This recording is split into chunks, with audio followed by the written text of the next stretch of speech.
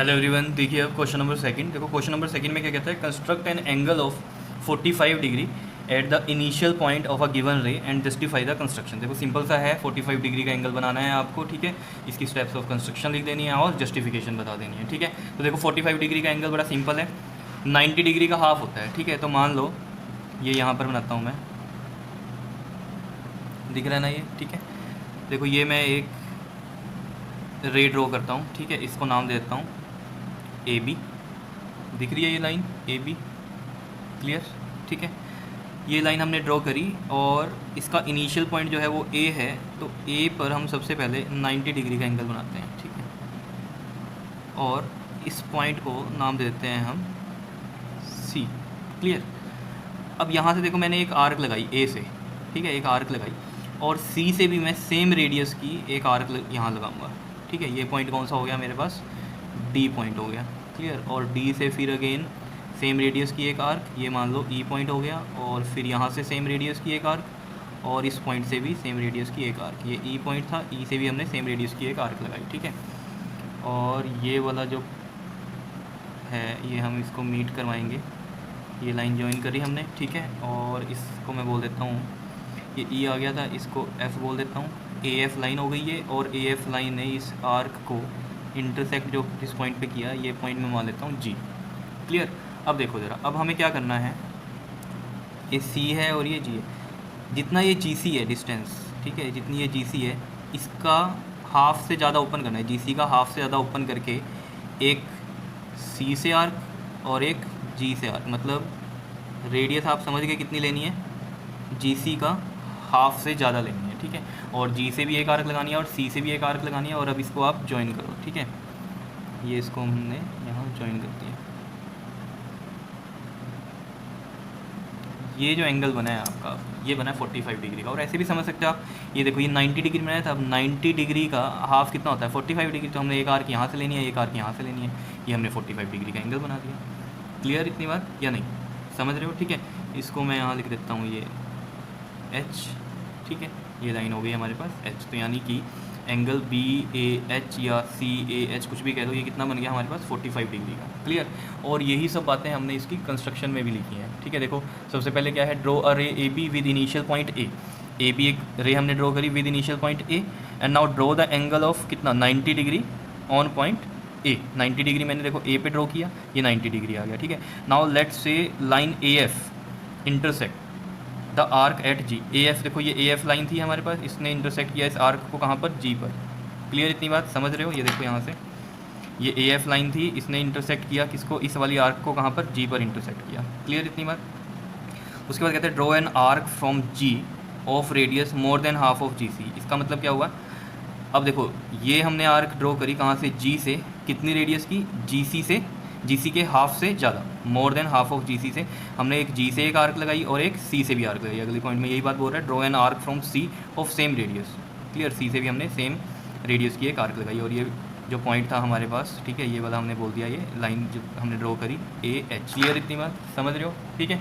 और ये angle B A H कितना बन गया हमारे पास 45 डिग्री का। तो एक सिंपल सी बात थी, 90 डिग्री लिया, 90 डिग्री का हाफ किया हमने, तो 45 डिग्री आ गया। और हाफ कैसे करते हैं, जैसे ये पूरा यहाँ से यहाँ 90 है, तो यहाँ से एक आर्क और यहाँ से एक आर्क, ये इसको ज्वाइन करेंगे, ये बन जाएगा। क्लियर इतनी बात। किसी भी एंगल को बनाना होगा आपको, ठीक है। तो जैसे मान लो 90 है, 90 का तो हाफ 45 है, ठीक है। जैसे 45 का हाफ है 22.5 बनता है, ठीक है। तो 22.5 ड्रॉ करना है, तो वो कैसे करूँगा, जैसे ये 45 बन चुका है, ठीक है, 90 का हाफ 45 बन चुका है, तो अब यहाँ से एक आर्क लूँगा और एक यहाँ से आर्क लूँगा। और ये ध्यान में रखना है कि ये जो रेडियस होती है इतनी, जैसे इसको कुछ भी पॉइंट मान लूँगा मैं, मान लो जे पॉइंट मान लिया, तो सी जे के हाफ से ज़्यादा ये मेरे पास कंपास ओपन होनी चाहिए, ठीक है। फिर हम यहाँ पर एक आर्क लगाएंगे सी से और एक आर्क यहाँ जे से लगाएंगे, तो ये 45 का हाफ हो जाएगा और ये कितना बन जाएगा 22.5 बन जाएगा। समझ रहे हो इतनी बात, ठीक है। तो ऐसे हम एंगल्स को ड्रॉ करते हैं, ठीक है। अब इसकी जस्टिफिकेशन देख लेते हैं। तो जस्टिफिकेशन बड़ी सिंपल सी है इसकी, वो देख लेते हैं, ठीक है। ये देखो ज़रा, ये पॉइंट हमने ये एच यहाँ लिया था, ठीक है, इसको इस पॉइंट पर रख लेते हैं हम, ये ठीक है। इस पॉइंट को क्या मान लेता हूँ मैं, एच मान लेता हूँ। अब देखो ज़रा, मैं यहाँ पर जस्टिफिकेशन में ज्वाइन करूँगा जी को एच के साथ और सी को एच के साथ। देखो ये वाला जो जी था इसको ज्वाइन करूँगा और ये वाले सी को ज्वाइन करूँगा एच के साथ। क्लियर इतनी बात, ये बात समझ में आ रही है, ठीक है। मैंने क्या किया, जी को एच के साथ ज्वाइन किया और सी को एच के साथ ज्वाइन किया। देखो जस्टिफिकेशन में, जस्टिफिकेशन के अंदर देखो ये है आपके पास join GH and join CH। Now अब देखो दो ट्रायंगल आ गए। नाउ इन ट्रायंगल ये देखो AGH एंड ट्रायंगल ये कौन सा बन गया हमारे पास अब ACH। इन ट्रायंगल्स में देखो ज़रा ध्यान से, क्या ये AG और AC इक्वल है? बताओ। AG is equal to AC है, क्यों बताओ? क्या radii of an same arc है? ये देखो ये रेडियस और ये रेडियस क्या सेम आर्क की है? ये देखो ये सेम आर्क थी एक, इसी के ऊपर ये लाइन लगी हुई है, तो ये ऑब्वियस है क्या होंगी? इक्वल होंगी, रेडियस ऑफ सेम आर्क। जैसे मान लो ये पूरा एक सर्कल बनता अगर, तो ऑब्वियस है ये रेडियस और ये रेडियस इक्वल ही होने वाली थी, या इधर भी कहीं होती तो इक्वल ही थी। तो radii of an same arc, radii of an same arc. Clear इतनी बात या नहीं? ये हो गई हमारे पास क्या, radii of an same arc. अब देखो इस ट्रायंगल में क्या ये GH और ये CH इक्वल हैं? इक्वल हैं, GH और CH इक्वल हैं, लेकिन क्यों हैं इक्वल ये बताओ। अब ये जो लाइनें हैं, ठीक है, ये देखो ज़रा, क्या ये arc of an same radii है? मतलब ये जो आर्क हमने लगाई थी, एक यहाँ से भी इक्वल लगाई थी और यहाँ से भी इक्वली आर्क लगाई थी, तो ऑब्वियस है ये वाली लाइनें भी क्या होंगी? इक्वल आएंगी। तो इसको हम कैसे लिख देते हैं? Arc of a same radii, इसको ऐसे लिख देते हैं। यहाँ क्या थी? सेम आर्क थी, तो radii of an same arc.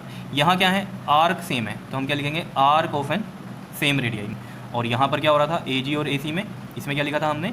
Radii of an same arc. समझ रहे हो? रेडियाई है किसकी? Same arc. आर्क एक ही थी इसलिए रेडियाई ऑफ सेम आर्क। यहाँ क्या है? आर्क दो हैं और कैसी रेडियाई की हैं? ये सेम रेडियाई की हैं, तो arc of an same radii. चलो इतनी बातें क्लियर हो रही होंगी। देखो जिसको ये चीज़ें पता हैं उसके लिए तो कुछ भी नहीं है फिर ये जस्टिफिकेशन।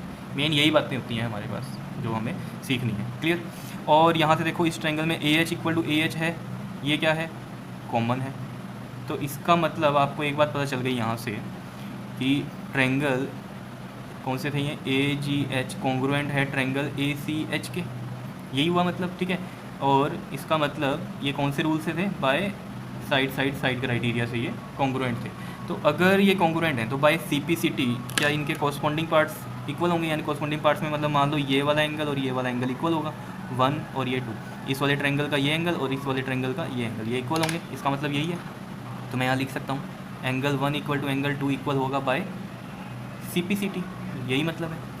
और ये वाला देखो जो हमने ड्रॉ किया था एंगल 90 डिग्री, ये पूरा 90 था, और ये 90 डिग्री देखो ध्यान से किसके इक्वल है?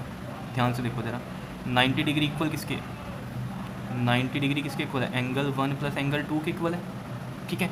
और मैं यहाँ से 90 डिग्री इक्वल टू में और एंगल 1 की जगह मैं एंगल 2 रख सकता हूँ ऊपर से, एंगल 2 प्लस एंगल 2 कितना आ गया? ये 2 ऑफ एंगल 2, 90 डिग्री। तो एंगल 2 कितना आ जाएगा? 90 डिवाइड बाई 2 कितना आ गया? ये 45 डिग्री।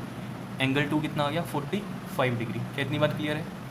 अगर ये आपको पता चल रहा है एंगल 2 45 डिग्री है, तो एंगल 2 क्या था मेरे पास? अगर देखो यहाँ से, चाहे इसको CAH कह लो या चाहे BAH कह लो, ठीक है।